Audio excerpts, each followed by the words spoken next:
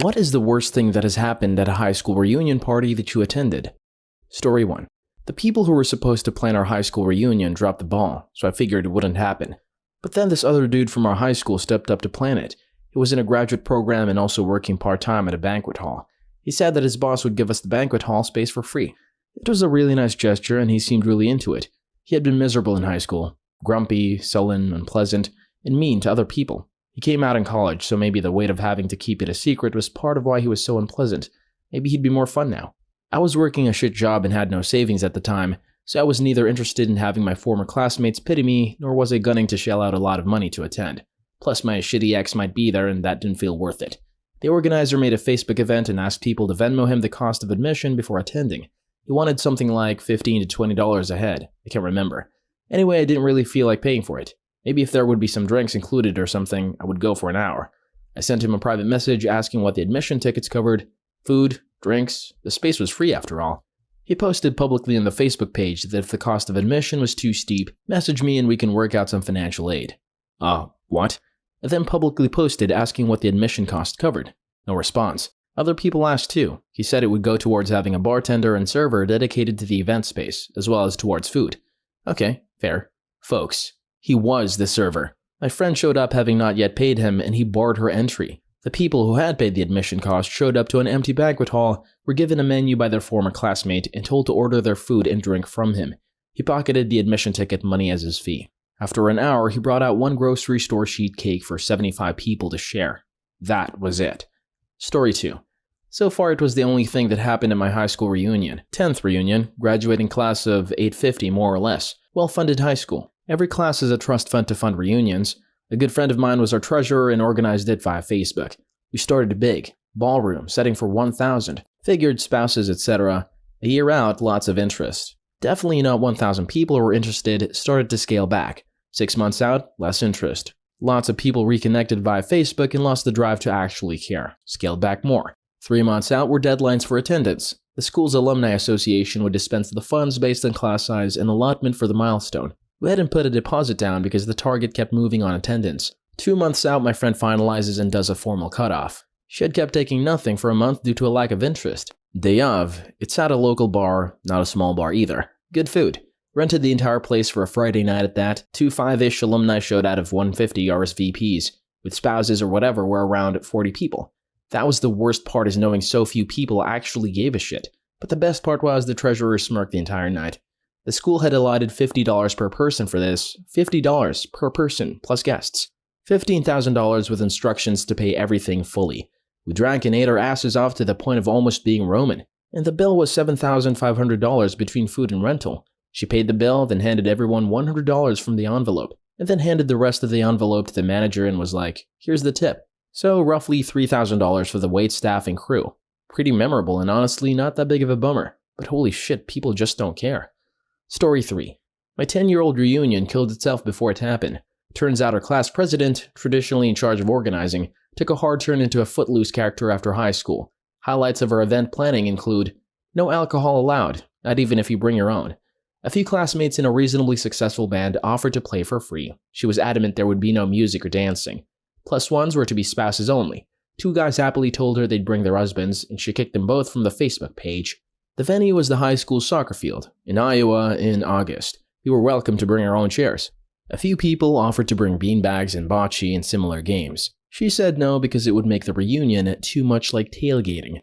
Suggested entertainment was a guided tour of the school, which had undergone zero change since we graduated. Catering was from Hy-Vee, which is a grocery store. The food is actually okay, but tickets were $60. It was ultimately cancelled because out of our class of 300, less than 10 people bought tickets. Okay, here's more details. This was eastern Iowa, Cedar Rapids, Iowa City region, which makes the sudden footloose morals all the weirder. It's a pretty liberal area. They cast no judgment on Hy-Vee catering, put down the pitchforks. Their food is good, just not $60 worth of good. I sadly couldn't come up with the name of the band, short of messaging dudes I haven't talked to in 20 years. Looks like they haven't been active in quite a while. A bunch of people who stayed local did indeed pick a bar and a Saturday night to meet up and had much amoral debauchery. Rumor has it there was even karaoke. It makes a good story, but I'm ultimately sad for our event planner. I got the impression that she really needed everyone to see that she was the best person who was doing everything right, that she hadn't been in control of something in a long, long time. I hope she's doing better now. Story 4. My class never got to the reunion part. Our class president was missing in action. When they tried to plan our 5-year reunion on Facebook, it devolved into people fighting over the venue and whether or not kids were allowed. Half the people wanted to get trashed and get away from their kids if they had any. The other half wanted a dry reunion in a local park with kids allowed. Our class also had no money because they spent it on stupid crap senior year, so people argued over whether it would be catered or a potluck, and how much they would collect from everyone if it was the former. Edit. This was a fund for a senior trip, prom, etc. I don't remember where the money came from, just know it ran out.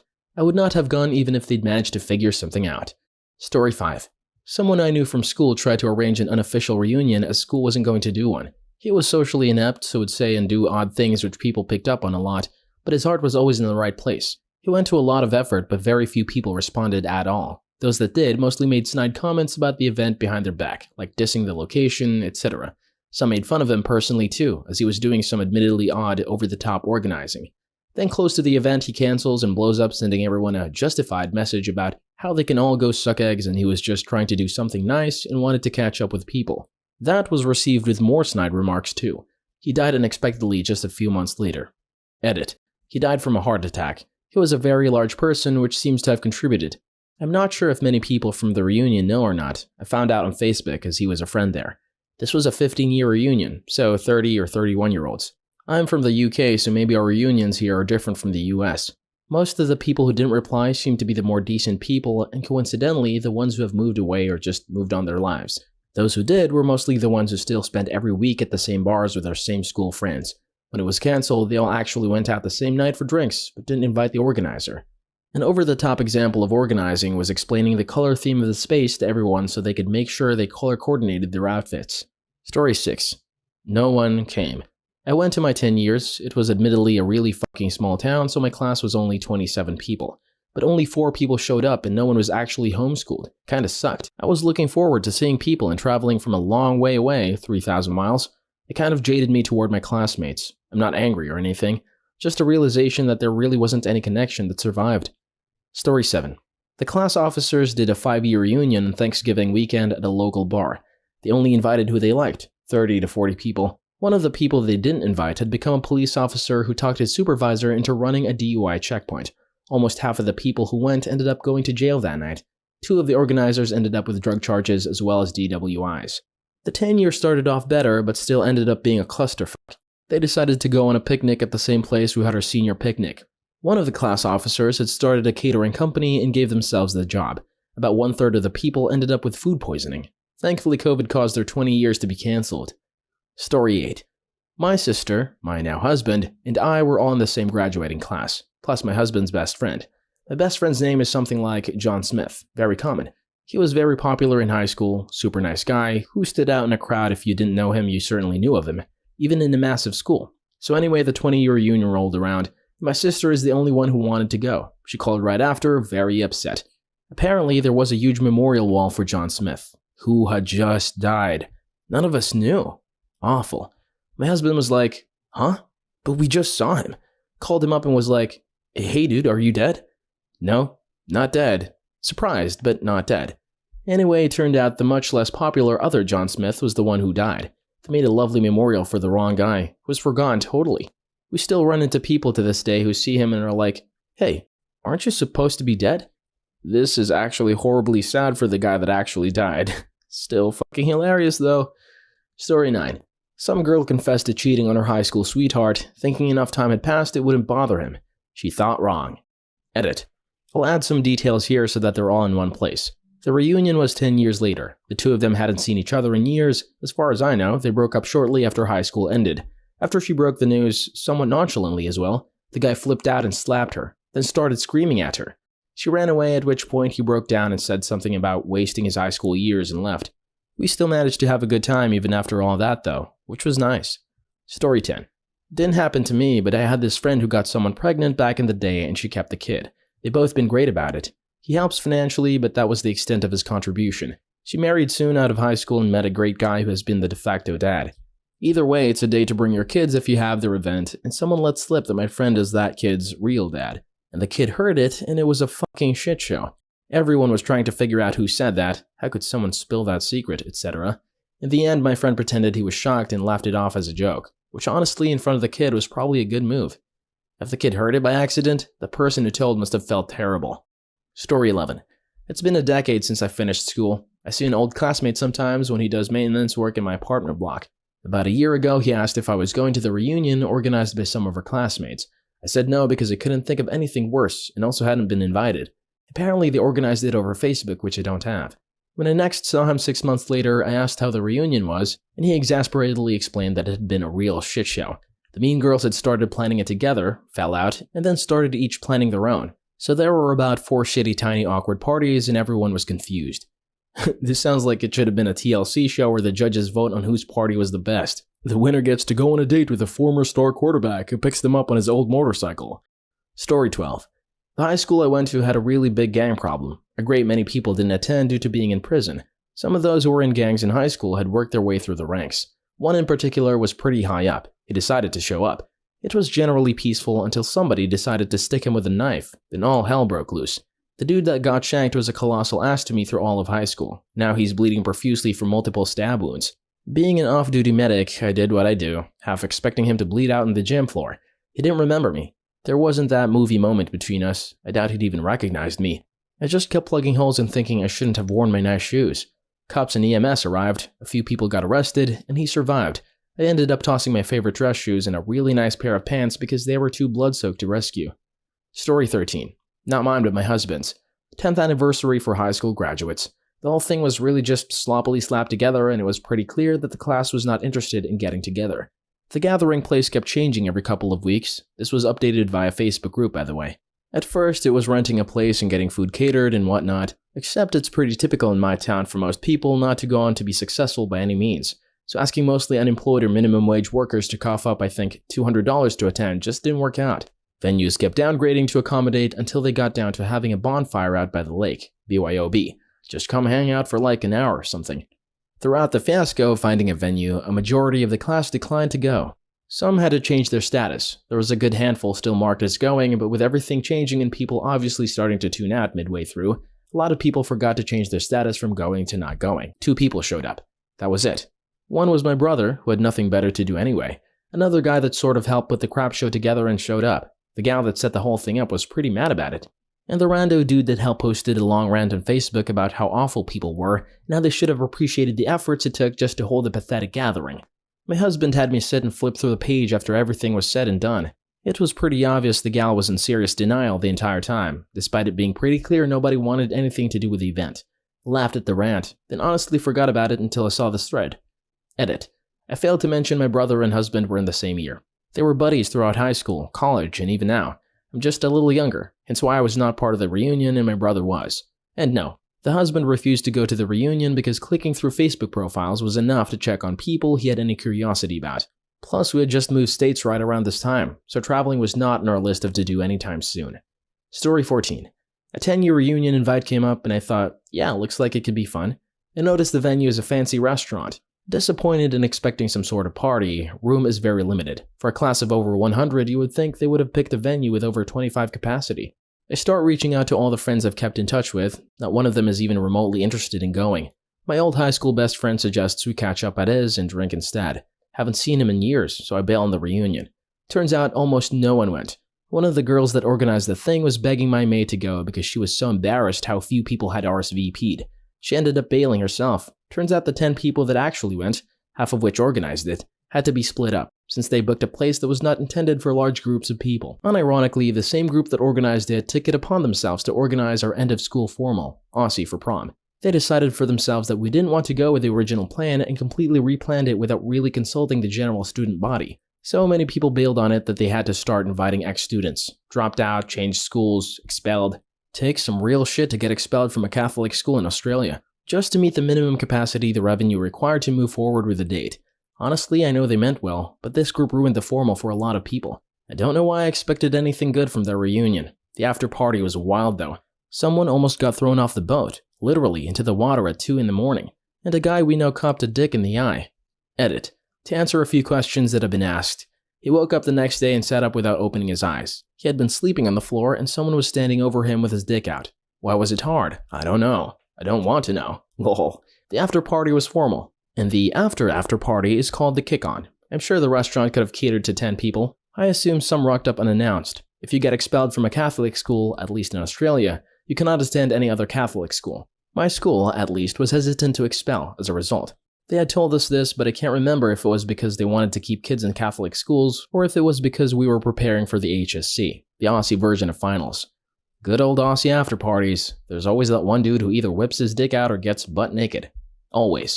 What was the craziest thing you've witnessed happen at a party? I was at this party at the super fancy house near the ocean. I'd been expecting to go to a typical dusty floored summer house, but this was a straight-up waterfront mansion. It was unreal. It's not the hugest party, but maybe 20 or so college buddies. We're getting messed up. Girls dancing on tables and party games here and there. Oceanfront smoke hits.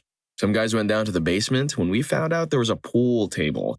Frickin' pool table. So we're shooting pool now and pretty messed up. I took a particularly terrible shot and went to sit down. I fell off the chair and put my elbow through the basement wall. I panicked. I mean, this house was freaking fancy, and my stupid self put a decent-sized hole right next to the leather home theater seats. One guy pauses, goes out to the garage and pokes around, comes back with supplies, tells us to keep the chick hosting the party occupied. Friggin' spackled the wall, sanded it, repainted the section so it wasn't so noticeable, all while totally hammered. I don't know how he ever pulled it off. Total, bro. As far as I know, the girl never found out. Story 2. A huge, bald, Mr. Clean-looking guy walks in, lays down a few lines of stuff on the kitchen counter, and proceeds to take them off a giant Bowie knife that came out of seemingly nowhere. After a few lines, he turns and points the knife directly at me and says, "You want to go at this?" I said, "No thanks." And he just continued snorting. We were all expecting an altercation when the host asked him to leave, but his response was, "Oh yes, of course, I understand." No one at the party knew who he was. He was a legend, that's who he was. Story 3. I went to a house party once. People were everywhere. In the living room, dining hall, and bedroom, just drinking and chatting. At some point, one guy started to fool around with a girl. They went to the bedroom to have intimacy. When they got there were already 2 guys and 1 girl inside. They realized the couple was going to use the bedroom, so they started to leave. One of the guys, though, turned off the lights while exiting, but he realized the bedroom became really dark, so he closed the door and managed to stay hidden inside.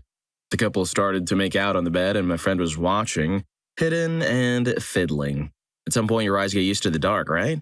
Then all of a sudden, she screamed, "Oh my God, there's someone here!" My friend then started to apologize, putting his thing away while turning on the lights. That's when the 3 of them saw it. Another person who had secretly stayed in the bedroom, in the corner, also fiddling. They both apologized and left the room. So other stuff happened after that. In Brazil, we drink a lot of cachaca, the liquor we use for caipirinhas. The guy and a girl at the house party were betting on who could handle more cachaca. Straight, no ice or lemon. If he won, he would have the back door with her. If she won, she would have back door with him, with something. The guy was pretty confident, so he went for it. As expected, he won, so since the bedroom was occupied, they went to a bathroom. After a while, my ninja friend was walking past the bathroom to get to the kitchen when he heard, "Come on, do something." So he called the other guys and opened the bathroom door abruptly. The girl was leaning over and the guy was behind her with a completely soft Johnson. Another guy jokingly volunteered to do it with her. She kicked the first one out and the other guy had it with her. She kicked her boyfriend out and did it with another guy? Jeez. Story 4. At a keg party, everyone is having a great time. 3 weird, strange bumpkins show up. One of them starts to do the knife game for the Aliens movie, going real fast, hurts himself real hard right in the finger. Everyone cringes, him and his buddies wrap his finger in a paper towel and leave. As we are all laughing and talking about the crazy crap, someone notices they stole the freaking keg. The idiot with the knife was a diversion. The other 2 carried the keg out. Freaking bumpkins. Story 5. Big college house party and some of the neighbors called the police. Instead of barging in, they patrolled the street a bit, which the hosts responded with by telling everyone at the party to shut up and turn off the lights. To my surprise, these loud college kids all stayed quiet, sitting on the floor, drinking in silence, in the dark for at least half an hour. Some would go on their phones or start whispering to one another, but those around them would tell them to knock it off or shut the light off their phone. We've had parties shut down before. I don't know what made this one special. Story 6. My friend hosted a house party for her birthday. Heavy drinking, but most guests followed, including her father, who's a really scary-looking guy. He's tall, missing teeth, covered in tats, and has a limp. Now I think about it, he kind of looks like a pirate or something. Anyway, it's like 2 a.m. or so, and a bunch of us, including her dad, are sitting around a table talking smack at one another and having a good old laugh. When one of my other mates takes a hit back at her dad. I think it was something about his hair. While laughing it off, her dad reaches down underneath the table for something before standing up. Next thing you know, he's holding his prosthetic leg like a baseball bat. I still recall thinking in split second, that's why he has a limp. Before freaking smashing it repeatedly on the table in front of us, while threatening my friend if he says another word. Now, if anyone here knows what a prosthetic leg feels like, they know that these things are not light. They're designed to weigh a similar amount to a real leg. And he was missing his whole leg. Holding it by the ankle, he went crazy with his leg for a solid 30 seconds, smashing everything made of glass on the table, while everyone was literally too scared to move. Then, for a reason unbeknownst to all but himself, he stopped mid-swing, sat back down at the glass-covered table, reattached his club to his hip, and calmly took a swig of his beer, which he somehow managed to avoid smashing. To say everyone was shocked would be an understatement. Every single person at the table except her dad was paralyzed. The next 2 minutes were spent staring wide-eyed straight down at the table for fear of making eye contact and setting him off again. I actually remember grabbing another intact bottle of beer within reach distance and instinctively sipping it, without knowing who owned it, in an effort to seem as calm as he was. A few minutes of awkward silence and many nervous sips of beer passed before he bid us a good night and left us, still sitting frozen at the table. Once we were sure he had gone, we all simultaneously and in complete silence stood up and left as fast and humanly possible. We still don't really talk about it. Yeah, everyone from that night definitely needs therapy. Story 7. The strangest party I've ever been to was at UVM in Burlington, VT. I was visiting a friend of mine, and she wanted me to go with her because she was part of a performance piece that was happening at said party. We get there, it's pretty standard, until she tells me to go into the basement in 10 minutes and disappears. When I get downstairs, I see her with about 12 other girls. The performance piece was some crazy feminist thing. Following this performance, a guy started beatboxing with a didgeridoo. 2 old men with a boombox screamed slam poetry at a bunch of college kids in them. Pretty sure Beck was there playing the bongos. Story 8. Was at a house party in high school with about 10 to 15 people, and we were all spending the night, so nobody had to drive. There was this guy that was just being a complete schmuck, like super belligerent intoxicated. He's finally so trashed he was just stumbling or falling around the room and trying to break crap.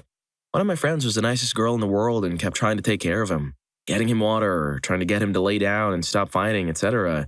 Even as she's helping him to bed, he's being a schmuck to her, pestering her, etc. We were all kind of confused that her boyfriend wasn't doing anything. He was just sitting quietly watching this go on. The next morning, we're all sitting in this girl's kitchen trying to remember how to cook bacon with massive hangovers, and intoxicated guy saunters in, looking totally unapologetic. Girl's boyfriend calmly stands up, grabs the guy and throws him into the wall so hard he dented the drywall.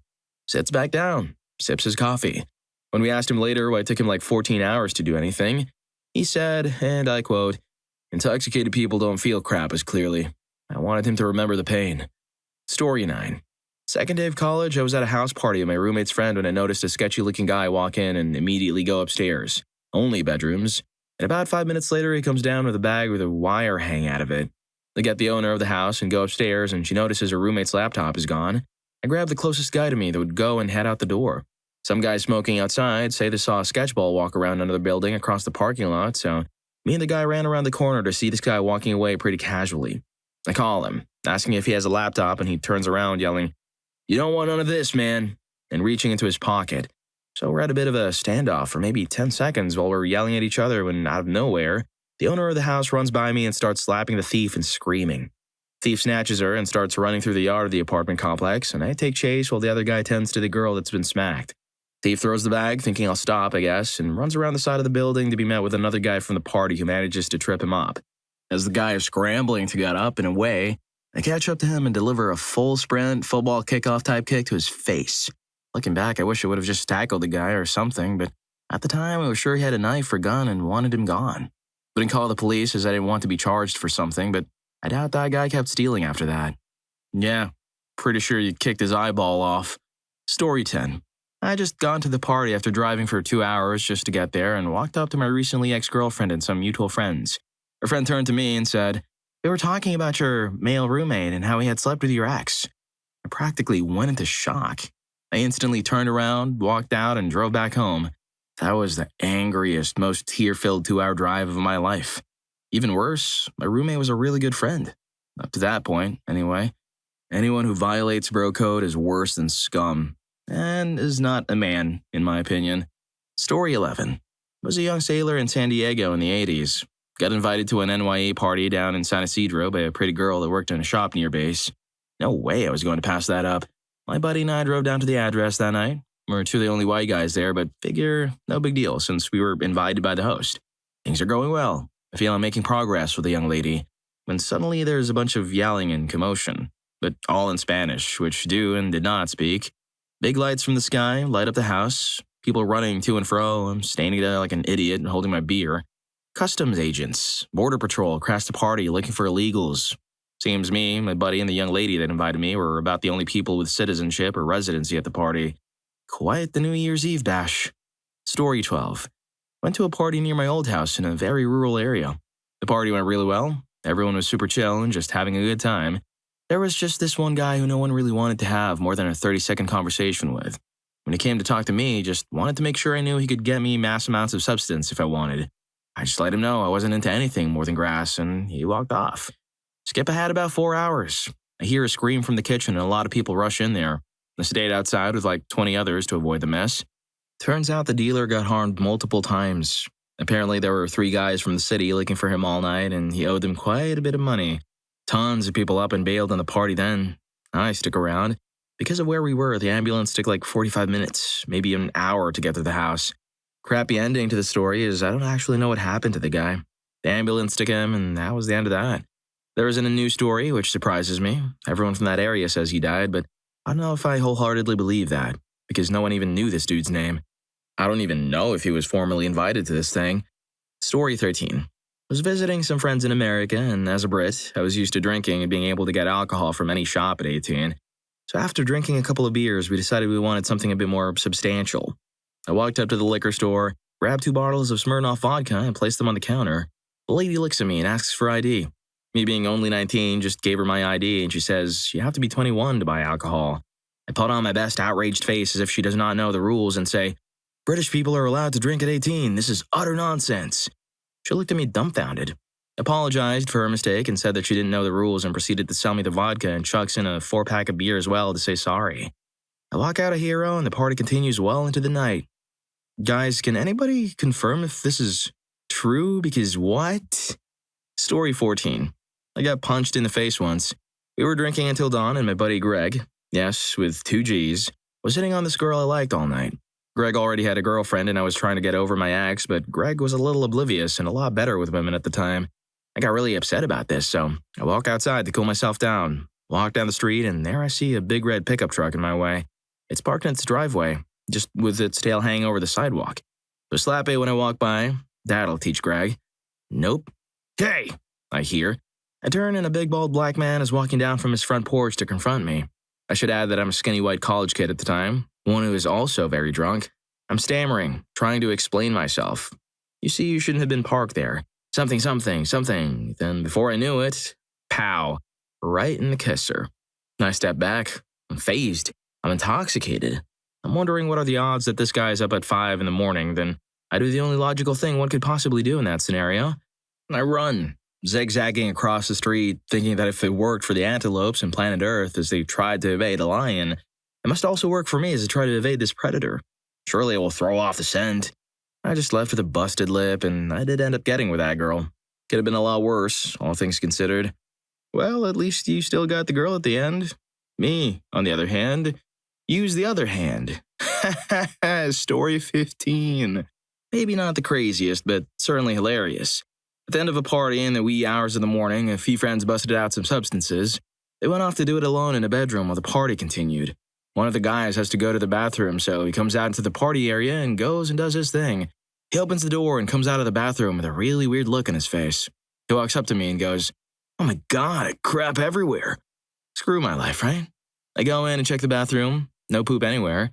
So I explain to him he's fine. Just go back to the bedroom and finish your adventures. Nope. Kid flips out. He starts walking around the party asking people to check his pants for crap. Our flooring is this white or brown tile, and somehow he gets in his head that all the brown tile streaks are poop stains. He grabs paper towels and in the middle of the party is going around the floor on his hands and knees, cleaning up imaginary crap and profusely apologizing to everyone, all while only wearing his garments. What was he on? Story 16. One of my friends invited me to a party in her barn. Her brother was putting it on and she didn't know anyone there. They were both super bumpkin that she was very nice and fun to party with, so I went. Party starts fairly normally. Lots of bumpkin people, blaring country music, drinking beer. The dad comes out of the house at one point carrying several bottles of moonshine, at which point the party takes off. Several hours later, most of the guests had either left or passed out in the barn. I was sitting at a table with my friend, her brother, their dad, and a few other random people still hanging around. The brother was sitting right next to me and kept trying to talk politics. He was making people uncomfortable, kept saying the N-word in reference to Obama, talking about how he was going to barge into the White House and hurt him. At one point, his dad told him to stop talking about it. Brother gets angry and leaves the table. Not too long after, I get up to go to the bathroom, which is easily within view of the table. Brother catches me as I'm coming out and starts again ranting about Obama. I'd known this guy for years and was so intoxicated I didn't care. So I bluntly told him to screw off. He got angry and slammed his unopened beer can to the side of my head. I don't think I was knocked out, but I definitely got knocked on my bum and saw stars for a while. I didn't see this part because I was on the ground crying like an intoxicated little witch. Apparently, the dad grabbed the brother, dragged him outside, and harmed him while his friends watched. My friend put me on a couch and gave me a cold beer to put on my head, and a little while later, the brother came in, apologized, and then joined me on the couch with his own cold beer. After he got harmed, we actually had a great conversation about Pokemon. Wow. Story 17. I had a big party at my parents' house when I was 16. They were out of town for a New Year's thing somewhere, so I had a huge New Year's Eve party that totally got out of control. Probably 60 kids there, and it snowed a bunch, so they were calling their parents at various times saying they were staying over at one of their friends' houses. Our pipes froze during the night, so the toilets stopped working and got pretty disgusting. I have no idea how the cops weren't called. I guess it had to do with it being New Year's Eve. At one point, one of my idiot guests punched a hole in the wall in our dining room, which was just off the kitchen. He'd been using the phone there, and something made him mad, and he punched a fist-sized hole in the wall. I found out about it the next morning. I spent all the next day with a few friends, totally cleaning up the enormous mess. I cut out some burnt spots in the living room carpet and cut out a semicircle piece of wallpaper that matched the pattern on the wall and glued it over the hole carefully. Since the trash wasn't going out for a few days, I had to store all the beer cigarette reeking bags in our garage in the enclosed shop that was down there and not often opened up. I hoped that would work. My parents got home around 5 p.m. and were pleasantly surprised at how nice the house looked. I had even raked all the footprints in the snow. Luckily, we had water by around noon that day, so the bathrooms were fine. My mother went into the kitchen and accidentally hit the switch for the disposal, which made a horrible sound. Crap. Someone had tossed some beer bottle caps into the disposal. My dad says, "Leave it. I'll get some tools and fix it." He goes right downstairs into the garage and attempts to go into the shop for some pliers or something, but the 20-plus bags of trash are blocking him. He lifts up a bag and immediately realizes it's chock full of empty beer bottles. Busted. Years later, I'm in college and home for Christmas break. My parents are getting ready to have the entire kitchen or dining area enlarged and totally remodeled. Construction starts in a few days. I walk over to that patch in the wall and say, "Hey, Dad, check this out." As I poke my finger through the wallpaper patch, he's staring at me like I just grew a third eye. I explained to him what the deal was and told him the details of that party I had that one night that had happened. They knew some, but had no idea the magnitude and scope of what all happened there, and that over 20 girls had stayed overnight also, along with about 20 dudes. Crap went down that night, let me tell ya. If you're enjoying the video, don't forget to hit that subscribe and like button for more videos like this. Story 18. I highly doubt anybody will see this, but I had a funny experience while abroad in Australia. I was studying film and spent the majority of my time either with my film groups or out drinking with my other friends. The film friends were more of a quiet, smoking crowd, and my other group of friends were more of a let's slap this goon sack and get hammered group of friends. Well, we had been preparing for this award ceremony that we hosted at our uni. Once the event was finally over, we were all talking about what we would do afterwards. I had previously spoken to a few friends who said there was going to be a big party hosted by some German students by the villas. I convinced an entire group of film friends to walk over and check out the party. We walk into the party on the bottom level of the house, and there are a ton of people there. My film friends are already doubting the place because it isn't really their scene, but I convinced them to at least walk upstairs and check out the party. I lead maybe 10 to 15 kids upstairs, and bam, there's a dancer in the main room with a guy laying on the floor. Needless to say, my film friends were definitely not trying to stay at the party, and we wound up walking back to uni and crushed a bottle or two of vodka by the creek. All in all, it was a fun night. Story 19. Got some bad grass at a house party before. It was cut with some synthetic plastics or something like that. But naturally, everyone starts getting a bit weird, turning white and freaking out, as I'm trying to mentally navigate the minefield of being too messed up to walk or speak. Someone notices that a girl in the kitchen who has been making pizza is slowly passing out and is clinging onto a countertop as her legs slowly buckle. Me and my then roommate grab her by the legs and then shoulder her to sling her into my bathroom, or at least that's what I thought. The dude just slumps the paraplegic girl into my arms, and then I immediately begin passing out also from the exertion. Both of us fell into the bathroom, and I watched her retch for about 5 minutes in wonder. Then another of my friends walks in, sees himself in the mirror, and announces he's turning green like the Hulk, before also retching. Bizarre. Sounds like a good time. Story 20. One of my close friends almost hit a girl in the face with a hammer. We went to a party out in the farm of some people we knew. They had a full bar stocked with liquor, jello shots, beer, etc., but the main attraction was the moonshine these guys made and sold. Stuff was delicious. Anyways, at the center of this party was this game we just called the hammer game, or stump game. Everyone stands around an old tree stump, and everyone has their own nail that's just barely driven into the stump, around the edges. Basically, one person at a time takes a hammer, spins it 360 degrees in the air, catches it, and in a fluid motion, has to try and hit the other people's nails in. If you knock it further, they drink, all the way. They finish their drink, and if sparks fly, everyone drinks. So my buddy who found a full jar of moonshine somewhere had pretty much downed the whole thing by the time he started playing. Dude was hammered. So he picks up the hammer, focuses his gaze on the stump, and just full-on throws the hammer behind his head without looking up. Almost hit my other friend's date in the face. Everyone pretty much gave up on the game later when one guy spun the hammer, then chucked it full speed into his foot. He just said, "That freaking hurt," quietly, and walked away. Story 21. Not a house party per se, but the last night before a beloved college bar was going to close. The lot had been bought by some apartment complex, and the building was going to be torn down. The bar was one of the most disgusting places I've ever been, but dollar everything. Beer, shot, mixed drinks nights, and penny draft nights bought in a ton of college students, myself included. Sometime during the last night bender, it was one of the dollar everything nights, the decision was made by several patrons to tear the bar down. This ended up with lights being smashed and a particularly tall acquaintance of mine climbing onto the bar to jump off and tear down a ceiling fan.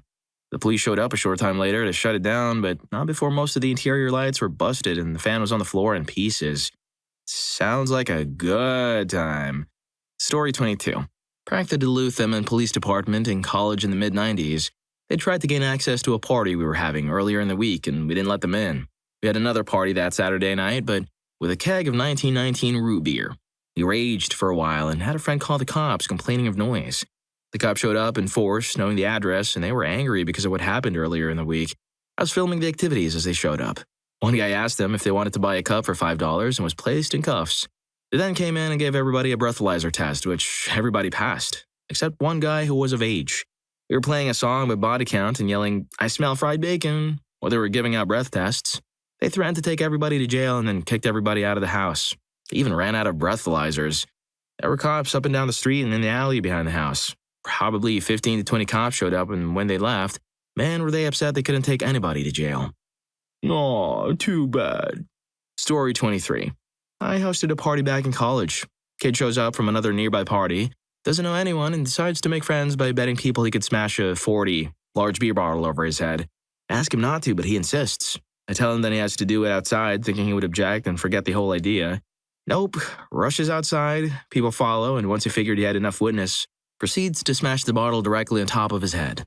Drops like a sack of potatoes. Revived him. He stands and walks off away from the party. Fast forward 3 hours, dude is back in the kitchen drinking a 40 with at least 6 staples in his head and a huge patch of hair missing.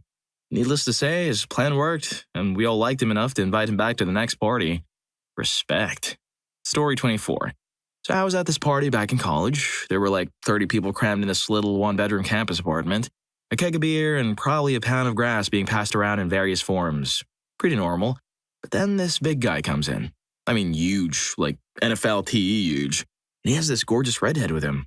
They walk in and the place gets quiet for a second, then people get back to whatever they were doing. The girl goes and sits by a window and the guy heads to the keg to grab some beer. They obviously had come together, but they didn't hang out together once they were there. Okay, fast forward about 2 hours. My buddy, we'll call him Ralph, was pretty messed up. He'd quit smoking grass for like 2 years while he dated this cheerleader who was really anti-substance, but she dumped him a week before. So he was spiked as heck and pretty intoxicated too. Just part American, Indian, I think, so that was hitting him pretty hard as well. Anyway, he'd always had a thing for redheads. His high school sweetheart had been a redhead and was the only one besides the cheerleader he'd ever dated. So he says to me, "Hey, do you think she's like together with that big dude?" And I said, they've been here 2 hours and he's been hitting on Stacy all night. Stacy was the host's sister, who I kind of had a thing for, but hell, if I was going to tangle with Mr. Tree over here. So Ralph goes over and starts talking to this girl. It was pretty amazing, but he actually seemed to be getting somewhere. 5 minutes later, they were making out. But then the big dude walks over and whispers something in my friend's ear. He stood up, slapped the girl, hugged the big guy, and came back over. I was like, what the heck? And Ralph turns to me and starts to say something. But then I realize that it's not Ralph. It's this huge creature from the Paleolithic era, and he's like, "Hey, you got a tree fitty?" Not again, bro. Why do I keep falling for this crap? Story 25. Myself and two friends went to a party with one of the guy's girlfriends. The three of us are over 21, and we show up to an apartment of 50 minors. We're the only ones over 21. Not really our crowd, bunch of punks anyway. Within 30 minutes, the police show up. They ask if anyone is over 21, we acknowledge, and they ask if we purchased the alcohol. No, sir, we're just tagging along. They say, okay, you're free to leave. I, of course, then ask if it's okay that I grab my six-pack I showed up with. My friend thinks I'm an idiot, but the cop says sure. We leave, and they break out the breathalyzer for all the minors. They're getting ready to write a lot of MIPs. Friend's girlfriend hasn't been drinking, so she's free to leave with us. We're about 10 miles down the road when she gets a phone call. My friend immediately says, "There's no way we're turning around to pick up anyone." To which he responds, "The cops say if you want all the alcohol, you can have it. Otherwise, it's getting dumped." My friend flips a U-turn in the middle of a busy road faster than you can say anything. We get back and load up all of the alcohol, cases of beer, bottles of booze, all while these kids sit there with their tickets in hand watching us. Cop says, "Take it all to your side of town and don't let us see it again tonight." That was the most satisfying experience ever. Free alcohol? Dang. Story 26. This will probably get buried, but anyways. So I'm in the last year of high school at the time, and naturally in the last month of school, right around exams, everyone decides to have a party like the graduating class does every year. One for guys only and one for girls only. Not because we're some cheeky private school, just because it's a better environment to have bro time with your peers without girls being around. I don't know, it's tradition. Anyways, I'm at the guys' party, naturally, as I'm a guy, and we're all chilling around a fire, drinking and smoking, and there's this guy. Let's call him Albert. He decides he wants to smoke grass for the first time. So he does, except he proceeds to take 6 huge hits, snapping the bowl each time, and this is after already drinking for an hour or two. I remember him trying to play beer pong, and he couldn't do eye to eye because he couldn't even open his eyes. He goes to his car to sleep it off. A couple hours later, we're wondering where old Albert went, so we go look in his car, and he's out cold. So we opened his car and put him in a chair. Everyone was intoxicated with the exception of a couple guys, but everyone immediately went into serious mode. Except one guy, Crazy Joe. Anyway, we wipe him down and get him a change of clothes, all while he's barely conscious and keeps saying, "Water," or "help." This is only vocabulary. We take shifts watching him and eventually leave him by the fire to sleep once he seems okay to be alone. He sleeps for 2 hours or so and he wakes up at 3 in the morning, feeling fine. Everyone starts chanting his name. We're at a pit in the middle of nowhere and telling him what happened. He hung out for the rest of the night and slept later in his car once he was tired. And it was a great time. Story 27. At a friend's party. A few years ago, one of our friends and a girl he met at the party went upstairs to have intimacy. A few minutes later, we hear him screaming. Like a big freaking scream, full of pain. He then rushes downstairs, holding his fully covered in red liquid thing in his hand, and was yelling at us, "Guys, I broke it! I freaking broke it!" Our friend just had his thing broken while doing it, and intoxicated as we were, we basically went on panic mode before calling someone. Now we laugh about it, but I'm pretty sure I'll always have this picture in my head of my friend standing at the bottom of the stairs, crying, holding his thing. How do you break it? Story 28. Went to a party in a park once. Pitch black, pouring rain. We're all gathered under this little shed or picnic area. About 50 people are now there. There's a keg of crappy Keystone Light, and apparently I was supposed to fight this little fat kid, but he wuss out. Party seems pretty boring. We see lights and all ditch into the woods. Now having a kegger in the middle of the woods with about 70 to 80 people there. There are Asian exchange students fighting each other and doing keg stands. Every 5 minutes, someone yells at the cops, and we all ditch even further into the woods. People thought cops were watching the exit, so we did all the substances. Literally all of them. For some reason, we thought if the substances searched us and we didn't have anything, they couldn't arrest us.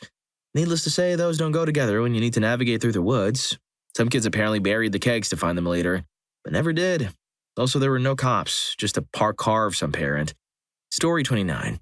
2 months ago, I was touring through Europe. I was in Prague and went out to a club, and while I was walking back from the bathroom, I saw a guy who was standing near a table retching on himself. He was so nonchalant about it. He was just standing there holding his drink and kind of bouncing a bit to the music, and he just retched on his shirt. It looked like a baby spitting up, and all he had to say about it was, "My bad." Then he continued dancing. Another time, I went to my two closest friends' house for a party near the university. It didn't happen during the party, but very soon after it ended. Apparently, there was a girl who I had spoken to at one point at the party who had a very jealous boyfriend, and he found out she went to a party and he decided to set the fence in my friend's house on fire to warn other dudes what would happen if they interacted with his girlfriend. Obviously, he didn't know who lived there because both of my friends are female. Man, I was really hoping he was going to get beat up after all that. Story 30. This was about 13 or 14 years ago. My best friend's girlfriend was crazy rich. Her parents would constantly go up to their mountain house in Vermont and leave her home. She was an only child and worked like one day a week. Some of my friends got really spiked and decided to convince her to have a party. During the party, we came up with the idea of Operation Tiger Shark. She had two Tiger Shark wave runners in her basement. Huge house. Had a garage door in the back of the basement. So we decided to steal them and take them to the lake. The best friend, whose girlfriend was having the party, backed up a truck around the back of the house, and we attempted to attach the wave runners to the truck. He made it about 15 feet, and the trailer fell off, causing one of the wave runners to slide forward and land nose first in the grass. After many failed attempts of trying to get the wave runner back on the trailer, we gave up and my friend parked his truck. After the party dies down, we all go to bed. I'm sleeping in the finished portion of the basement and hear some screams. I awake to a basement full of smoke and run upstairs. The library or office room is fully engulfed in flames. One of my stupid friends sprays the fire extinguisher and completely misses the fire. We called 911 and the fire department was dispatched. We all ran outside and watched as one half of our house was burning. One of my friends was on probation, so I left and drove him to a hotel where he stayed until 6 a.m. All this fire business started at around 3 a.m. We still joke about that night to this day. Story 31. My friends and I were playing some football, soccer for you Americans, when we got a call from another friend saying there was a huge party tonight. I'm talking Project X size. We didn't have anything else to do anyway, so we finished our game and went home to take showers and get dressed and whatnot. Fast forward a couple of hours and we showed up at the party. It was packed inside and there were people all around the block drinking and smashing the neighbors' mailboxes and trash cans. Before we even got in, we saw two guys leaving the house with their PlayStation 3 and another dude who went around giving her bread slices. To make a long story short, they stole a lot of things from her, including the plasma TV they had in the living room, cash, jewelry, etc. The police showed up and everyone left. Story 32. Through a house party when parents were away, a friend of mine invited this girl she knew from college. She was one of those chicks who are really into horses and had a strange personality to match. One of my guy friends busts out a bag of substances he brought to share with everyone. Horse girl snatches the bag out of his hands and proceeds to eat them all. Later on in the night, she was so messed up that she was trying to swim in my area rug. Then we found her outside later, smashing the crap out of her cell phone because she said it was like candy in her hand and she couldn't take it anymore. I didn't invite her to another party. What do you mean? That was pretty good entertainment if you ask me. Story 33. Me and about 15 other friends at a bonfire party way out on a friend's farm. We stacked some wood about 6 feet high, and one of my idiot friends had the bright idea of dousing the whole thing with like 5 gallons of gas. We kept telling him not to be anywhere near the thing when he lights it. We were all pretty intoxicated and let him do it anyways because he wasn't going to be stopped. Everyone stepped back like 30 feet while he tried to light it with a small lighter. He had his face turned at a 90-degree angle just in case there was a little poof. What came out of that wood could only be described as a giant fireball. The fireball engulfed my friend and I felt the intensity of the heat from 30 feet away. My friend kind of let out a sound and didn't say anything. He walked back into the house and we didn't hear from him for like an hour. After coming back into the house, we found him crying with half of his hair and beard burnt off with second-degree burns. We had to immediately call a cab to take him to the hospital as we were too intoxicated otherwise. And he didn't scream at all? Story 34. In 2000, during high school, I went touring in the new millennium at a party in a gated community. Everyone who lived there were millionaires. I didn't really know the people throwing the party, but they were band friends of my boyfriend. They were decidedly more square than anticipated. The parents of the house were gone for New Year's, and the brother and sister who were left in charge opted to have this party. By the time my boyfriend and I arrived, the party had broken into the parents' liquor cabinet, and a few of them, including the hostess, were quite intoxicated. There were people already trying to curb their buzz with the bread in the kitchen. After an hour or so, the hostess started herself to the guys at the party. After one dude pushed her off him, another guy came up and whisked her away into the bedroom. A third guy followed, only to have the door slammed in his face. In classic jealous, intoxicated high schooler rationale, he broke down the door. He flipped out. I promptly grabbed her, I'm a big girl, tossed her over my shoulder and locked her in the garage. Her brother flipped out and I told him I was going to take control of the situation. Out of the 3 or 4 people who were intoxicated, I arranged drivers to take the intoxicated kids home. After the guests were gone, I sent the brother to the garage to check on his sister, and while he did that, my boyfriend and I unloaded the contents of the liquor cabinet into the trunk of his car and bounced. Folks who did something in Vegas that did not stay in Vegas. What happened? I was in the Venetian playing roulette with my wife. In walks this crowd of intoxicated early 20s frat guys. I quickly picked up that it was one of said guy's 23rd birthday and he was down to his last $100. He puts it on black. It hits. Now he's got $200 and he wants to walk away, but his friends are egging him on, so he lets it ride. Hits again. Now he has $400. The table is growing loud as he lets it ride again. $800. At this point, stuff is getting exciting. He puts the $800 in red and it hits again. $1,600. Now it's getting really loud and the other frat guys are all like, just let it ride, dude. This guy puts the $1,600 in number 23. I think that was higher than the table max because the pit boss came over to approve it, and obviously approved it. I covered my face with my hands. I knew what it would feel like to lose a free $1,600 as a 23-year-old and was picturing the devastation. The wheels spin and 23. It was a $56,000 payout if I remember correctly. Let me tell you, that table was friggin' pandemonium. They did leave after that and I presume had a fun night. Story 2. Bachelorette party a week before the wedding. I and a couple of other friends said it was a bad idea. We knew the bride and knew nothing good could come from a Vegas trip, but she really wanted it. Red flag right there. Sure enough, a video was sent to her fiancé of her making out with some random couple at the club we were in, and apparently that's not all that happened. She said that the couple recorded their triad. Sucks too because her fiancé was a really sweet guy. She wasn't even intoxicated either. Not that it would make it better, honestly, but she made all these decisions sober. Told us to screw off when we tried to get her away from the couple. Story 3. A buddy of mine, I wasn't there, had his bachelor party in Vegas and slept with a street worker. Then he slept with another the next night. One of the guys who went on the trip with him was his fiancé's brother, so when they get back home, the brother says, I hope you had fun, but I have to tell my sister what you did. It was a whole thing, but the dude ended up not saying anything, so the brother told his sister, the fiancé, what happened. She married him anyway, and he ended up repeatedly cheating on her. Eventually, they got divorced. Story 4. Not from misbehaving, but happened to me when I was there. I went there with a group of people for a men's league, beer league level, hockey tournament, sharing a room with our team captain. Spent the evening with another friend bouncing around a few places on the strip, but nothing too wild because we had a game in the morning. The team captain was still awake when I got to the room. Spoke briefly about our days. He never woke up. Natural cause so far as I know, as he wasn't into any substances, but it messed me up. Knowing a friend just passed away right beside me and I was the last person he spoke to really made me hope I didn't miss any signs of distress. I felt awful for a long time after. Still do, in a way. Story 5. Pre-lockdown times when professional conferences and conventions were a lot more popular. You'd have an industry conference annually in Vegas. The amount of people that lost their jobs, destroyed their marriages, or tanked their company's year was staggering. Like, you'd think it was once in a blue moon occurrence, but it was a guarantee each year that some high-drama antics would go down at least a few times. I'm out of that rat race now, but I've since heard they moved the annual conference to Reno, and it's very much the same. Story 6. Goddamn big girl I thought was the one. In my despair, I hopped in the car and drove to Vegas. No plan, no room, very little money. The first night there, I met a girl in the same boat, and she looked like Sarah Michelle Gellar. We spent 4 days wandering about and doing decadent and debaucherous things.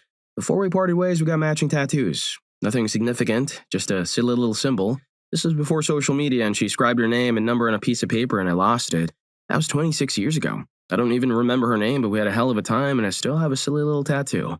Story 7. I went to Vegas for a Super Bowl party back in 2015. I was there for 4 days. Don't recommend staying that long. On day 2, our group was hanging out on the strip, jumping from casino to casino. I parked at a $1 slot machine and played for almost 3 hours while a very sweet cocktail waitress fed me gin and tonics. By 2:45 a.m., the rest of my crew had called it a night, so I was alone. I finished my 12th drink. I only know this because we ran into the same waitress on day 3, and she told me how many she'd given me, and started walking back to Paris, where I was staying. Right as I got to the elevator, my stomach rumbled, and my brain shouted, "We need food!" So I stumbled down the hall to a little pizza by the slice stall. As my slices and I were heading back to the elevator, a very attractive redheaded woman was walking the other way. There used to be a massive flirt in all conditions, so I hit the brakes and asked, "Which way are you going?" She laughed and said, "Same way you are," and started walking with me. We got up to my room. She took off her jacket and sat on the end of the bed. We talked for maybe 3 minutes before I realized she was working. I apologized. I explained I thought she was a tourist like me. She was very modestly dressed. Nothing about her suggested lady of the night to my intoxicated brain and told her I wasn't interested in paying for a fun night. She clicked her tongue and said, "Too bad. You're on the cuter side than most of my customers, and I think we'd have a good time." I asked if I owed her anything for her time. She said, "No, honey, it was nice just getting to chat for a bit, though." Then my intoxicated brain jumped up and said, "You want some pizza?" She laughed and extended her hand for a slice. We ate pizza and talked for about 10 minutes before she left. Not a wild Vegas story, but I still laugh about it from time to time all these years later. Story 8. Years ago, not long, out of law school, I was in court for a case against an opposing counsel I'd gone to law school with and her paralegal. I'd met the paralegal once, just in passing. I lost the case and exchanged pleasantries with both women before heading to the airport for a family member's Vegas wedding. That night, we finished the rehearsal dinner at the Venetian and went walking around, just people watching, doing a little gambling and drinking. As I headed back to my room at the Bellagio, I heard my name sort of shrieked. Spun around and it was opposing counsel's paralegal, sprinting toward me. She threw her arms around me, and long story short, she too was in Vegas for her sister's wedding and had left court for the airport. We chatted. No big deal. I headed up to my room as she and her bridesmaid friends were going out. At 3 a.m., there was a knock. I opened the door and it was her. She walked in, kicked off her heels, crawled into my bed, curled up, and was out cold. I covered her up and took the other bed. Around 7 a.m., I woke up to the sound of my shower. There was a black dress, thigh highs, and garments in a pile on my floor. I picked them up, folded them, and lay back down. She came out in a towel a few minutes later and sat on the bed. I asked her if she remembered how she got there, and she said yes. She'd gone out and they all got intoxicated as hell, and she barely drinks at all. She was beyond incoherent. They got to some bar and the girls took off without her. One of them had her phone because she was checking something. She had no idea where she was. Couldn't even remember her hotel as she was rooming with her cousin who booked it, but she remembered seeing me at the Bellagio.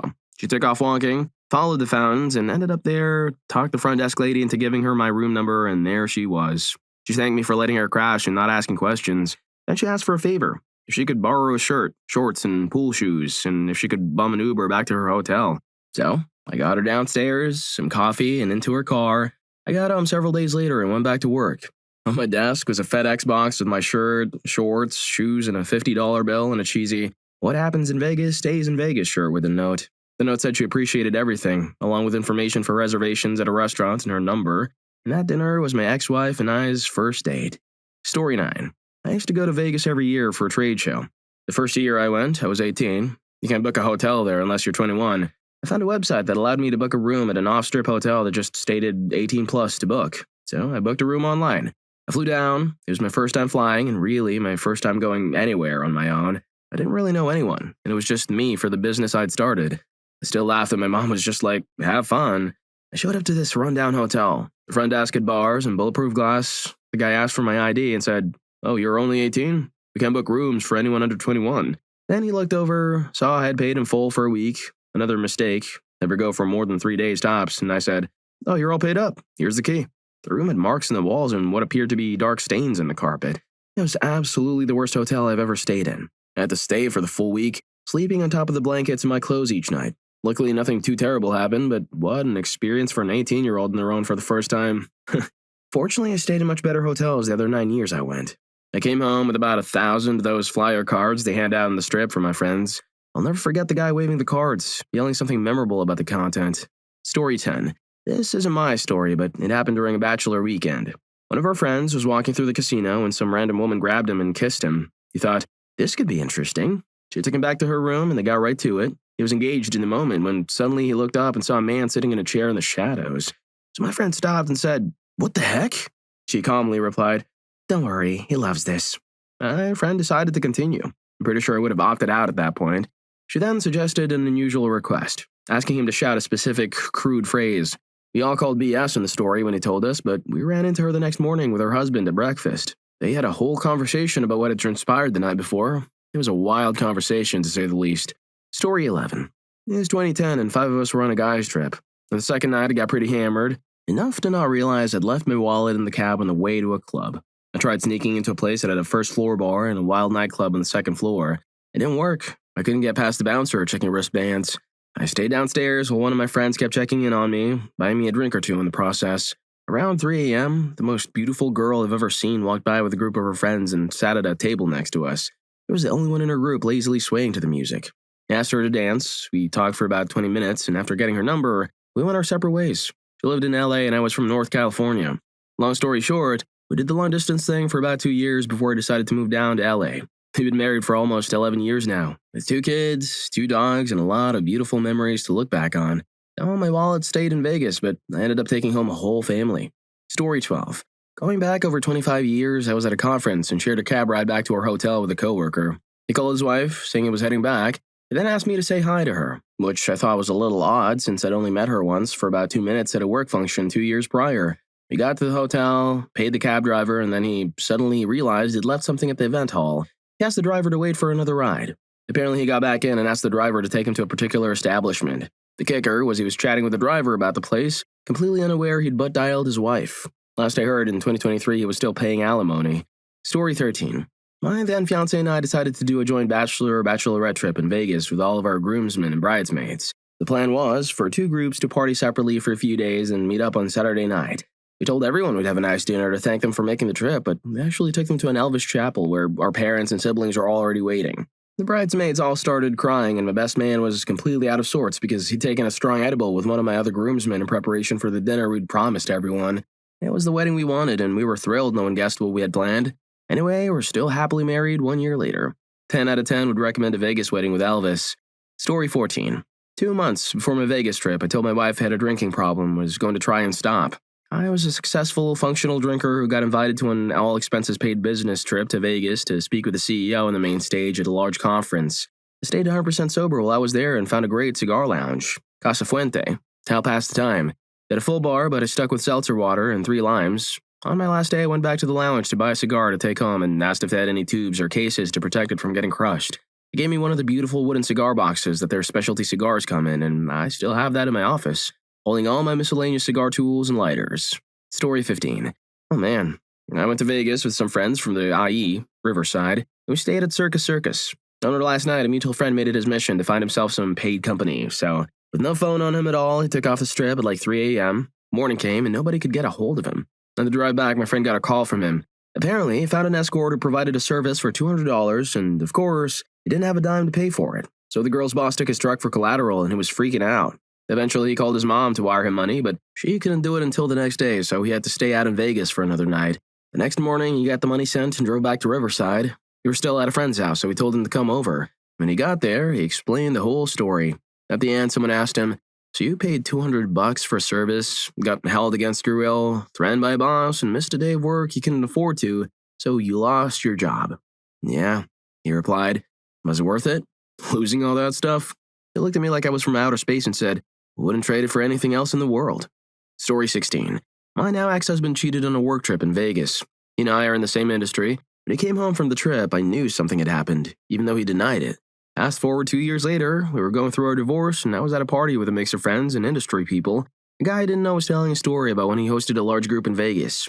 He was essentially trying to put down this woman who I knew and then casually mentioned that the lucky winner on the trip was my then-husband.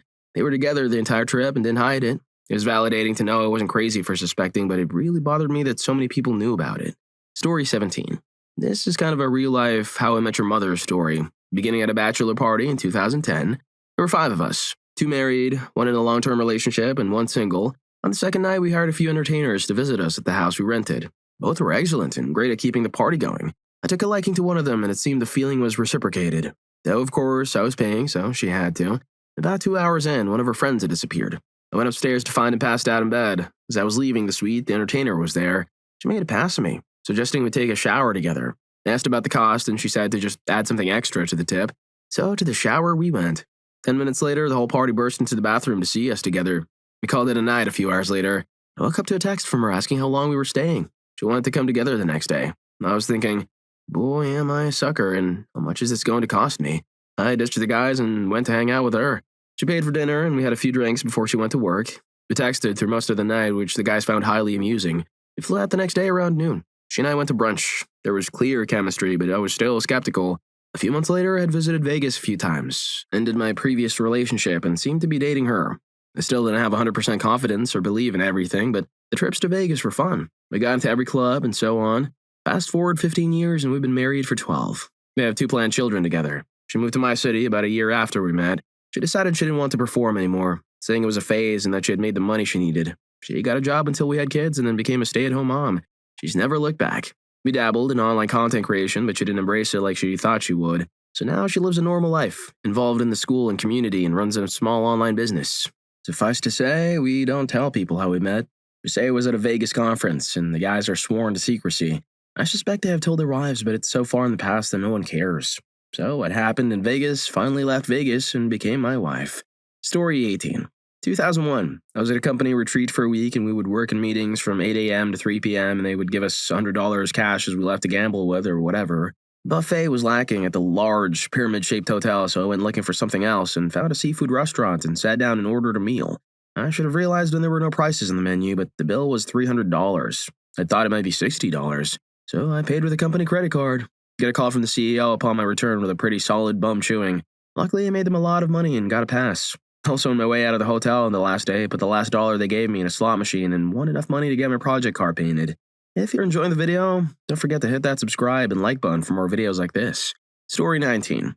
The owner of the club I worked at would take everyone with 1 year of employment on a trip every year. I did get to go to Vegas, but other years my day job precluded me from attending. So anyway, there we were in Vegas, and the bouncers and I decided to walk the strip. We'd stop at a casino, get a few drinks, and then head down the street. We were in the Mirage, sitting by a water feature that looked like a jungle. The head bouncer at the time looked across the table at a guy nobody liked, but we tolerated and asked him if for $100, he'd jump to the edge, do a Tarzan yell, and leap into the pool. I said, "Put your money on the table." The guy we didn't like was absolutely not going to do it, so I looked at Dan and said, "I'll do it." You should have known not to put that challenge up in front of a lunatic like me. So I called the waitress over and asked for security. I swear within 30 seconds we had a crowd of them around us. That guy asked me what was up, and I asked him if, should I do that, they would throw me in jail or just out of the casino. He asked me if I was a guest there, and I said no. He answered that they just escort me out. I was like, "Really?" He laughed and said, "I'd do it for $100. So I grabbed the money, ran to the edge, did a Tarzan yell, jumped in, splashed around, and looked at him and said, "Let's go." He and 3 guys who escorted me out were laughing their bums off all the way to the door. I thanked them, waited for my buddies to come out, and down the strip we went. Story 20. The guy I worked with went to Vegas with his buddies. We're in the UK. He recounted the tale to me on his return. One of them hit it off with a woman who was rumored to be a professional, and they disappeared to his room.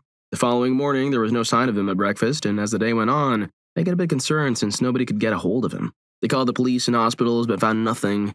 Later that evening, their buddy showed up, and he'd been in the hospital. It turns out there was some sort of altercation in the hotel room, which resulted in the guy getting beaten. Non-payment? Someone behind the scene involved? I don't know the exact details, but apparently there was red liquid. Anyway, he said the casino had called him an ambulance and he had been booked in under trauma Fred, which is why they couldn't locate him. They headed back to his hotel room and it had been thoroughly cleaned as if nothing had ever happened there. Apparently, this sort of incident is bad for business, so casinos go to great lengths to deal with these things with discretion and minimal fuss. Story 21. I've told this before, but I met Shawn Michaels at a restaurant once. We'd accidentally been given his preferred table.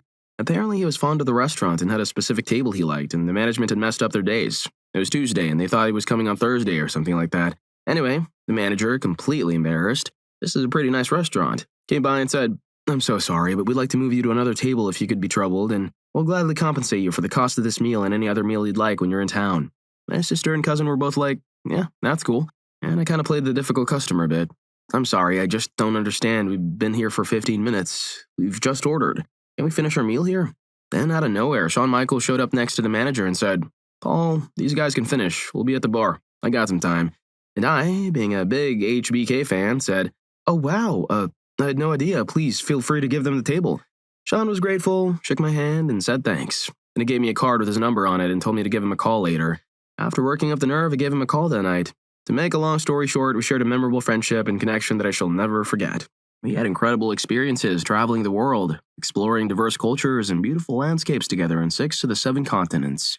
Story 22. Here are a couple of my memorable, somewhat chaotic airport stories from Vegas. In February 2023, my parents and I stopped at the Luxury Hotel to see the Titanic exhibit before heading to the airport. In the Luxury's parking garage, I found 4 unopened cans of hard seltzer and stashed them in the rental car. After we were done with the exhibit, I managed to finish all 4 cans in under 20 minutes. In fact, I used one of the cans to wash down my medication, so I had to go through airport security while pretending to be sober. Another time, when I was 15 years old, my parents wanted to gamble at one of the casinos in Vegas before we hopped on our flight. I went out of the parking lot to charge my phone in the car before we boarded the plane. I saw 2 older women in the parking lot, and they asked me if I wanted to try some of what they were having. One of them passed me an unlit item. I put it in my mouth, and she lit it. She ended up getting about 8 inches of my hair with a torch.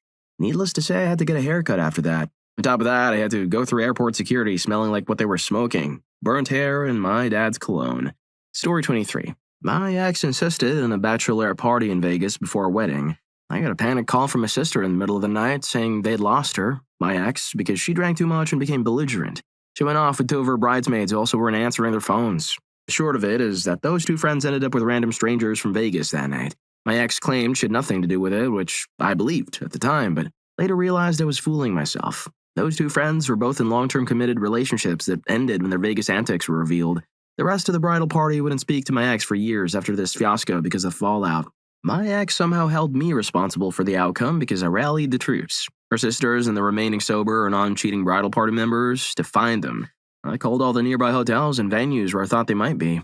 When I finally located them, they were in the wrong hotel having a standoff with security, which I successfully de-escalated from 3,000 miles away. I was probably pretty full of myself over resolving a situation with my ex without physically being there, since I usually would just throw her over my shoulder and carry her out of whatever situation she got us into. That's likely why I didn't notice the blatantly obvious cheating, and her bridal party kept their mouths shut afterward. I was in love, and it made me a fool. Story 24. This story isn't about me, but it involves my aunt's now ex-boyfriend. He moved to Vegas for a few weeks to build a deck for his mom and sister. Everything seemed fine at first, but then he started getting cagey on the phone with my aunt. He invited my mom to visit him with my aunt, talking a big game about how much fun the three of them would have. The plan was for them to fly there and drive back together. However, when they showed up, nothing was ready for their arrival. My aunt soon learned that her boyfriend had been having an affair with a woman named Barbara, who owned the house where his mom and sister lived, and he had been staying at Barbara's house, and to top it off, no deck had been built. My mom wanted to just take the Jeep and drive back with my aunt, leaving the boyfriend there. Instead, they all came back together in one uncomfortable ride. My aunt did break up with him. She had bought the Jeep, but put it in his name, so he got to keep it, which really stinks. She had bought so much for him, she made significantly more money while he only did construction for cash jobs. I later learned this wasn't the first time he had cheated. I'd known him since I was a child, and he had even been there for us when my dad passed away. At first, I both missed him and hated him. Now I just hate him. He lives in Vegas now. Barbara apparently dumped him after a few months. Story 25. Not me, but I was there. I went to Vegas for a wedding. We arrived at the venue, and instead of waiting 30 minutes before the ceremony, we waited for nearly 2 hours. Eventually, we were ushered in, and the groom was incredibly sweaty. He apologized, saying he needed to buy a belt because shopping in Vegas is apparently difficult. I lost track of time. A big red flag. The ceremony went off without a hitch, and the reception was a blast. I left him around 3 a.m., got a huge burrito, and passed out in my bathroom with it. They, however, crawled back to their bridal suite. She jumped into bed and declared her love for him in the day. He then told her he wasn't in love with her and hadn't been for a year. The next day, they started their 3-week U.S. tour with both families. When they got home to Australia, she found emails with his affair partner from their wedding day, threatening to leave if he went through with the marriage. They're happily divorced now. Story 26.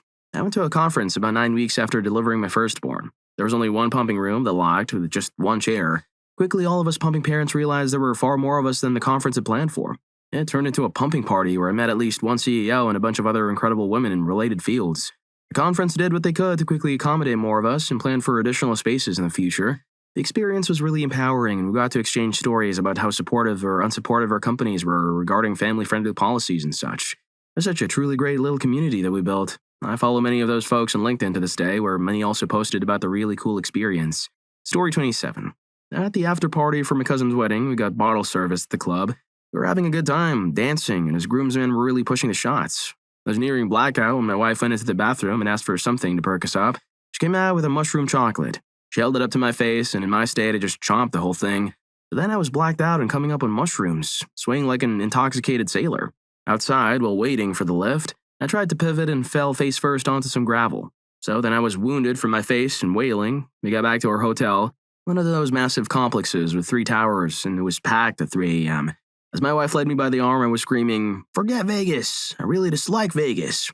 I hope I at least made a few people's night. I didn't go to work for a week after that, and I certainly haven't been back to Vegas. Story 28. My wife knew this married couple that were just full of drama. Both narcissistic and attention-seeking. They put it all out there on Facebook. Anyway, the wife went to buy groceries one day and found there was no money in her account. She checked their bank statements and discovered that their bank account had been emptied by not one, but 2 trips to that well-known establishment in Nevada. Her husband had said he was going on a week-long business trip to Vegas. It turned out the credit cards were maxed out as well. When she confronted her husband about this, he first blamed her, saying that she didn't make him feel special when he was leaving for his business trip and not making him a cake. Next, she found out that he didn't like her feet. He then admitted he went to this place and spent all of their money on services there. So, yeah, they got divorced, and the kicker was she was responsible for half of their debt. So, after their divorce, she's still paying for his little week-long trip to Vegas. Story 29. This isn't my story, but it happened to a friend. He was doing really well at craps, so he decided to maximize his efforts and got a lot of money out to convert into chips. I can't remember the exact amount, but it was over $8,000. I only know that because I won $8,000 in a slot machine and rubbed it in his face. Anyway, he lost all of it. I think he lost half of what he originally won really quickly, so he started betting bigger, hoping to win big, and proceeded to lose something like 20 straight bets. He couldn't even get the 50-50s right. His wife was not happy. Sad thing is, had he stuck with what he won, he would have still ended up with a few $1,000s in profit. Story 30. Dude, I don't understand how people get in these situations in Vegas. The alcohol itself isn't different, and big cities everywhere have substances and late-night clubs. So why does Vegas seem to have a unique reputation for these wild stories? Here's why people often get into such situations in Vegas. What happens in Vegas stays in Vegas mentality. This pervasive slogan creates a psychological permission slip for people to shed their usual inhibitions. They might act in ways they never would at home, feeling a sense of anonymity and a temporary escape from their everyday responsibilities. Intense atmosphere. Vegas is designed to be overstimulating. The constant lights, sounds, readily available alcohol, and 24/7 entertainment can lead to a state of heightened excitement and reduced self-control. It's an immersive environment that encourages access. Concentration of temptations. While other cities have clubs and gambling, Vegas concentrates all these temptations into a relatively small area. You can easily stumble from a casino to a club to a bar without much effort, accelerating the pace of indulgence. Vacation mode. For many, a trip to Vegas is a designated lose-control vacation. People save up, plan for it, and arrive with a mindset of letting loose. This can lead to overindulgence in drinking, gambling, and other activities that might normally moderate. Easy access and reduced barriers. Drinks are often comped, free while gambling, making it easy to consume more than intended. The sheer volume of entertainment options means there's always something to do, leading to longer nights and less sleep, which further impairs judgment. So while the individual actions, drinking too much, gambling excessively, aren't unique to Vegas, the combination of a permissive cultural narrative, concentrated temptations, and a high-end vacation mindset often amplifies these behaviors in a way that leads to those only in Vegas stories. It's less about the city itself being magical and more about how people choose to behave within its unique environment. Story 31. I had a failed one-night stand. It failed because 11 years later, we're married and moved across the country to be together. We met at a work conference in Vegas, hit it off, and made some moves. It was really out of character for both of us, but we both had partners who were encouraging us to be with other people because they wanted to do the same. They were also just terrible partners. My future spouse and I kept in touch and truly reconnected when both our relationships dissolved for similar reasons. We fell in love ridiculously quickly, and, well, here we are, starting a life together that continues to this day. Side note, my spouse was the only good thing about the Vegas trip in late June. It was hot, crowded, full of unhappy, desperate people in a fake world designed to drain your wallet and soul dry. I'd say stay far away from it, but hey, I got a loving and supportive marriage that has made me a better person out of it, so what do I know? Story 32. My Australian cousin married his South African girlfriend in Vegas at the Harley-Davidson Chapel or whatever it was called. They rode up in a hog, got married on it, and then drove off. Lived in London, so there were Brits, Aussies, and South African guests. About 15 of us, heading to the hotel bar the day before the biker ceremony. They live in the US now, so I'm well aware of US bar tipping protocol. I made sure they tipped well every round, plus I warned the hotel bartender that we'd likely drink the bar dry. A crowd of Aussies, Brits, and South Africans? You can count on it. He thought that was hilarious until we actually did. But he made buckets in the tips and made sure of that. Then it was all the guys off to Spearmint Rhino. Things are a bit fuzzy after that. Story 33. I used to go to the Consumer Electronics Show every year, and the airport would be absolutely insane the day after the show, with everyone returning home. One year, I was flying Southwest, and when I went to check in, the terminal asked if I wanted to pay an extra $40 for a seat upgrade that also included priority boarding. I thought, sure, why not? Well, the boarding also included the priority security line. After I checked my bag and walked around the corner, I saw the line for security. It was probably 2,000 people long, wrapping all the way around the mall area of the terminal multiple times. My flight was in 60 minutes. Because of that seat upgrade, I got to cut 99% of the line, walk right up to the priority security line, and got to the gate within 40 minutes to spare. I definitely wouldn't have made that flight without that upgrade. I feel like that's the luckiest I've ever gotten in Vegas. Story 34. Been waiting for this question for a long time. The year was 2011, and I was 24, living in Minneapolis. My best friend from high school was in LA and often told me about his wild Vegas escapades. One day, while we were catching up via good old G-Chat, he was chatting about his past weekend in Vegas with his friends. I impulsively said, screw it, let's plan a trip. I'll bring my friends, you bring yours, and we'll do Vegas, right? The weekend was planned. It was supposed to be me, a girl I just started seeing, and a couple who were friends of mine, all flying in. My buddy, his girlfriend, her 3 roommates, and his male roommate would join us, making a big combined crew of 10. My good friends and I all worked at an airline so we could save on flight costs. However, as the Friday of our trip approached, 2 of my friends bailed. I was on a work trip leading up to the weekend, so I was flying into Vegas from a different city. The girl I just started seeing was on an aircraft from Minneapolis that had a landing gear issue, and the flight was pulled back to the gate and canceled. Flying as an employee on standby, you don't get any rebooking priority, so she couldn't reroute and had to cancel. At the end, it was just me who flew in. The first night was an all-out affair. We pre-gamed, did a little gambling, walked the strip, hit a nightclub at Caesars, indulged in some fun and kept going until 4 a.m. One of my friend's girlfriend's roommates and I hit it off and ended up spending time together. The same thing happened the next night. Flights out of Vegas were terrible to jump onto on Sunday, so I ended up driving with a group to LA to fly out of there. I sat next to and talked with a girl I had connected with for hours on that drive. Once I flew back, I came clean to the girl I had just started seeing in Minneapolis. I ended up doing long distance with the LA girl for about a year and a half before we lived in the same city. I've been with her ever since. A total of 14 years now. We'd been married for 8 years and have 2 young boys, a dog and a cat. What happened in Vegas truly didn't stay in Vegas. I married what happened in Vegas. Story 35. Around 12 to 13 years ago, I worked for a large corporation that sent a rotating team of 3 to 5 people to Las Vegas for about 2 years during a huge project. We had a daily expense limit that would be considered very generous, even today, and we stayed in the strip hotels. As a result, we all ate exceptionally well every day, and each of us developed a huge list of personal favorite restaurants. The work itself wasn't great, but as a food nerd, it was pretty much heaven for me, especially once I developed good relationships with a few of the hotels as a regular guest. Being 25 with gold or platinum status at MGM was a wild experience. About 6 months after I left, a guy who was considered the golden boy in the team got fired for the dumbest scam ever. He was a Mormon with a big family and had even been selected as Employee of the Year on a team of several thousand. He was taking cash out of the casino ATMs to pocket it, then expensing the charges as meals. Some people really just can't handle that place. Story 36. I ended up married. Thought that was the intent. My fiancé and I were down to Vegas to get married. That was how my parents would pay for the whole thing and save us cash. Every instinct was telling me to just run and disappear. I would have if we didn't already have our almost 1-year-old daughter. My fiancé went out with her sister for a bachelorette thing, and my brother had a bachelor party in my honor. I wasn't invited. I found out a few years after the divorce that she cheated during her party and for the majority of our relationship. But reading all these other stories, I just have to say, when you're someone who doesn't drink, I have a taste aversion to alcohol, and has no interest in gambling, Vegas is a pretty boring place. I spent the bulk of my time alone there, just randomly wandering around, bored out of my mind. Well, if you like these stories, here's more. YouTube thinks you're gonna love this. Catch you in that video.